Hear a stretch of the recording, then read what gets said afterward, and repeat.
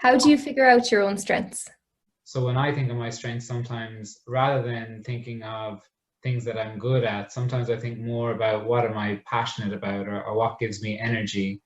I know I spoke to my dad recently, and I was kind of getting hung up on. I was like, Dad, I really love music, but I can't play any instruments, and I always feel guilty about that. I feel like I'm listening to so much music, and shouldn't I be like using my interest to develop that skill? And he turned around to me and he said, no, your strength is that you're good at listening to music and that you can appreciate music. So a little bit like what Katie mentioned, having the capacity to make friends, that's a strength, is just having a capacity, or having an energy around something.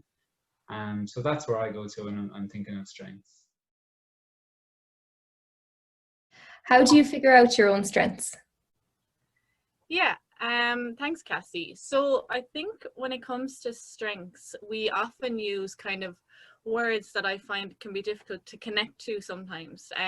Like there's loads of words that we use, like caring and kind and honest and all those, and they're all true. They're all strengths that we all have for sure. But sometimes it's hard to kind of say I'm caring, I'm strong, I'm kind, I'm honest. Sometimes it's hard for us to kind of really say that. So what I like to do is think about strengths in how I am as a person in terms of like behaviors. So we often say, oh, I'm a good friend, and it's hard to kind of say why. And there might be examples like, a lot of young people staying up late at night, texting their friends, and kind of really supporting their friends, being there for their friends. So it's about kind of pulling out all the good behaviors that people are up to, and kind of really letting us identify them as our strengths.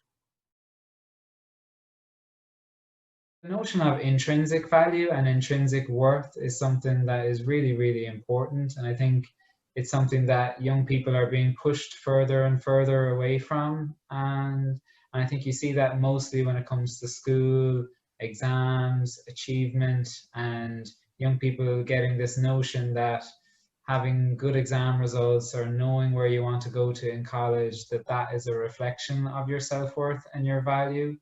So one message that we would really want to get across is that each and every young person has intrinsic worth just by being themselves, that they are special in their own way in just being themselves on a daily basis. It's not about how much they achieve, it's not about how many exams they pass, or it's not even about knowing where they want to go. Intrinsic worth and intrinsic value is just being valued for being you on a daily basis.